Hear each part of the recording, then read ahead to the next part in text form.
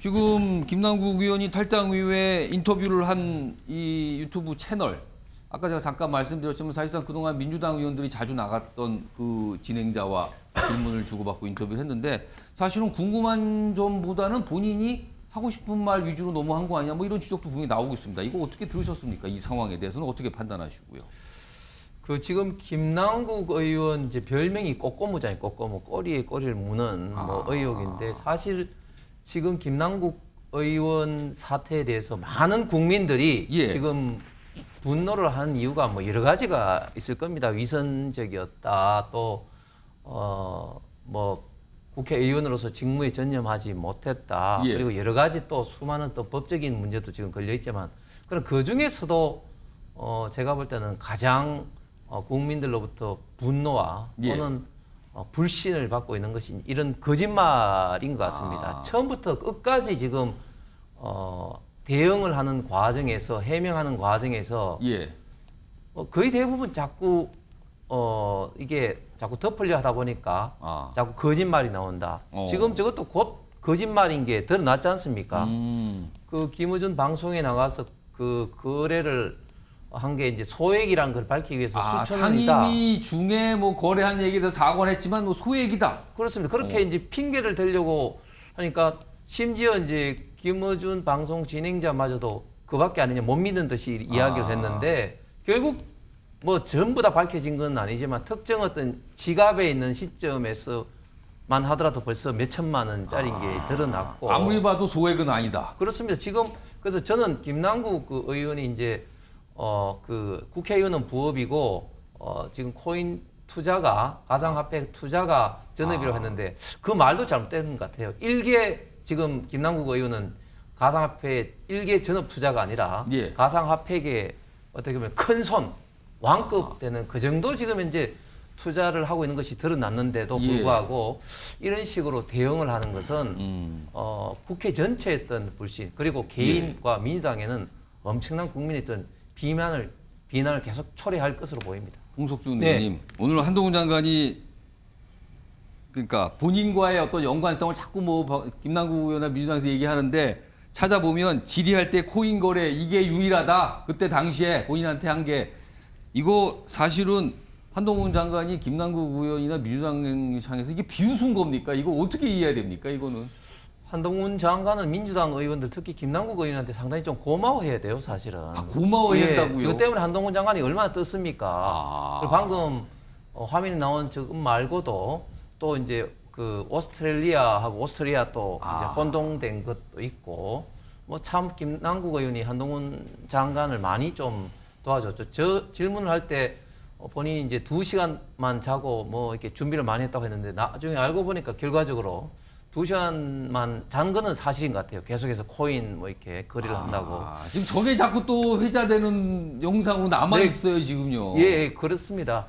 그래서 지금 민주당의 대처도 그렇고, 지금 특히 김남국 의원의 대처 비판을 받고 있는 게, 지금 처음 이 문제가 5월 5일 날 이제 언론에 터졌을 때 이게 검찰에서 뭐 흘린 거다, 뭐 이런 식으로 결국 이제 윤석열 정부의 어떤 뭐 실정을 덮기 위해서 뭐 그런 거다, 뭐 이렇게 뭐 하고 있는데, 그것이 완전히 이제 거짓말이 드러났고, 결과적으로 이제 지금 김남국 의원 거로 덮인 것은 지금 송영길 우리 전당대회 돈봉투 사건에 오히려 덮여버렸죠. 그러니까 뭐 송영길 대표도 고마워해야 될지는 모르겠는데, 어쨌든 지금 이런 식으로 거짓말을 하고 또 남 탓 핑계를 대고 이러니까 더 많은 국민들이 지금 분노를 느끼고 있다. 그리고 좀 전에 전재수 의원이 이제 형사사법 체계로 갔기 때문에 지금 민주당 당내에서 별로 할 게 없다 하는데, 저는 그렇게 보지 않는 게, 지금 국회 윤리위원회가 그 조사를 본격적으로 해서 최소한 지금 현재 명백하게 드러난 것들도 많습니다. 무슨 말인가 하면,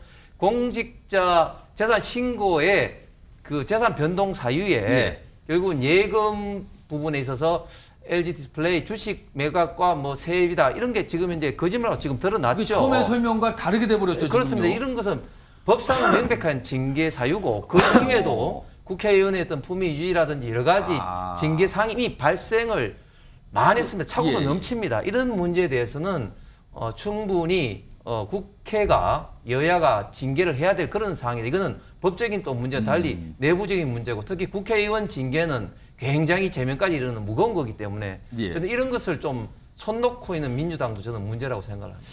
홍석준 의원님은 네. 이 물음표 다시 볼까요 문제? 이 물음표에 뭐가 들어갈 거라고 생각하십니까? 저는 이제 내가 나설 땐가 이런 생각을 우리 손혜원 이제 내가 나설 땐가? 예, 저는 하고 있다고 생각을 합니다. 좀 전에 우리 전재수 의원이 이야기한 것처럼 손혜원 의원은 열린민주당을 만든 경험이 있죠. 그래서 그런 위성 정당을 통해서 이제 본인의 어떤 존재감도 이제 나타내는데 이제 총선 1년을 앞두고 예. 일부 개딸들을 바탕으로 한 본인의 어떤 뭐 특유의 어떤 지지 세력을 뭐 김남국 뭐 의원이라든지 뭐 이런 식으로 해서 그런 어떤 저는 생각을 충분히 좀 가질 수 있다고 생각을 합니다. 예. 그런데 손혜원 의원 모처럼 봤는데 사실 이번에 WBC가 있었지 않습니까? 오.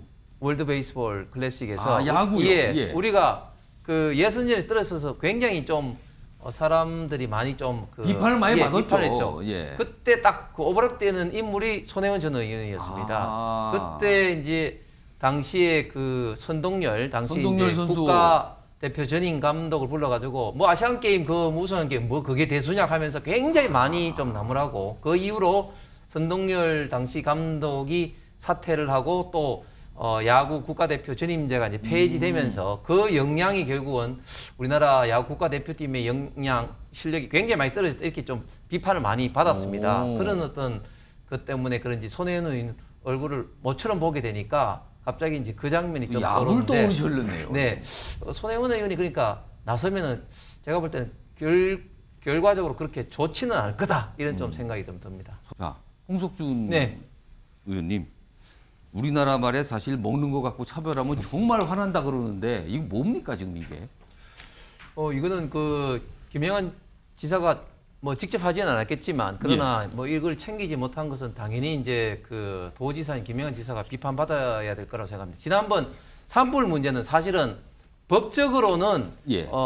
이제 그 산불 면적으로 인해서 도지사 관할이 아니다. 뭐 이렇게 이야기를 할 수는 있어요. 그런데 이번 문제는 본인이 직접 그 예산 간담회로 인해서 이제 여야 의원들하고 이제 같이 이제 하는 어떤 자리였고 간담회 끝나고 난 다음에 식사를 하는데 그 충북 학사에 있는 같은 학생들하고 공간에서 너무 이렇게 차이 나는 이런 어떤 그 식사가 이렇게 됐다는 것은 굉장히 그 좀 세밀히 살피지 못했고 예. 그리고 관련된 학생들에게 많은 어떤 실망감을 넘어서 좀 분노를 좀 일으킬 수밖에 없는 저는 크게 좀 사려 깊지 못한 그런 좀 행동이라고 보입니다.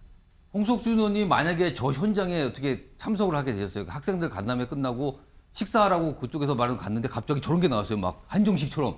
이거 어떻게 하셨을 것 같으세요? 이거 학생들은 뭘 먹는지 예. 그걸 당장에 이제 좀 비교를 하고 예. 가급적 같이 먹자가 당연히 그렇게 나갔어야 되는 거죠. 홍석준 의원님?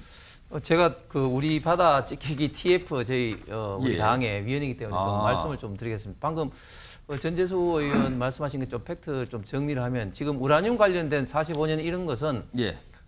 삼중 수소가 아니라 다른 우라늄 관련된 물질입니다. 지금 현재 관련된 게 60여 가지 혹은 뭐 극히 미량을 빼면 한 예. 30여 가지를 하는데 그거를 이제 처리하기 위해서는 다액종 제거 설비 가칭 알프스를 통해서 지금 이제 IAEA 감독 하에 지금 이제 계속해서 이제 예. 이제 처리를 하고 있는 거죠. 그래서 이제 결국은 처리에 어떤 기준이 적합하면 이제 어떤 방류의 어떤 가능성이 있는데 이 방류가 된다면 결국 이제 크로시에어 해류를 통해서 독일의 연구소에 따르면 우리나라에 도달하는 게 이제 4년에서 혹은 7년 걸린다고 합니다.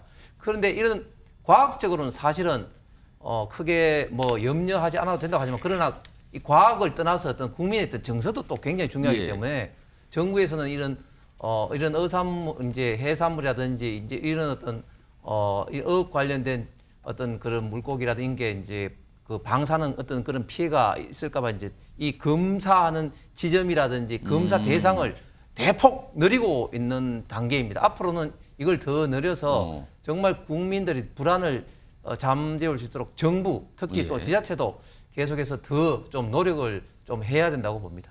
홍석준 의원님, 네. 홍석준 의원님은 상임위 이 회의 때 이렇게 목소리 높이지 않으시잖아요. 근데 뭐 저희 가방에도 뭐 정청래 위원장이 워낙 뭐 하기 때문에 지금 장재현 의원 굉장히 얌전하신 것 같아요. 지금, 거긴 또 정청래 의원이 위원장이다. 저희도 비슷한데 박안주 의원이 또 무소속돼서 이제 옮겼죠. 예, 그래서 저런 모습을 사실은 국민들한테 보이기는 사실 좀 죄송스러운 면이 있는데 사실 위원장도 회의 진행도 하지만 또 뭐 질의권도 있는 겁니다.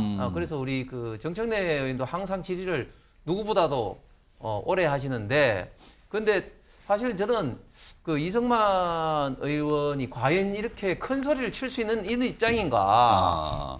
지금 돈봉투 사건 때문에 지금 탈당을 하고 지금 곧 수사를 받아야 되는 그런 입장인데 왜 이렇게 큰 소리를 칠 수 있는 입장인가? 저는 오히려 좀 오해하고 지금 김남국 의원권도 있지만 결국은 이게 민주당에서 계속해서 좀 탈당하다가 복당을 하고 또 때로는 이 무소속을 굉장히 유용하게 활용을 해요. 지금 이게 그 안건 조정이라는 이런 데 무소속을 한 명 또 넣도록 돼 있으니까 그거 들어가서 이제 활약을 하면서 다시 이제 복당을 하게 되는데 저는 진짜 국민들에게 이런 모습은 좀 보여주지 말았으면 좀 좋겠습니다.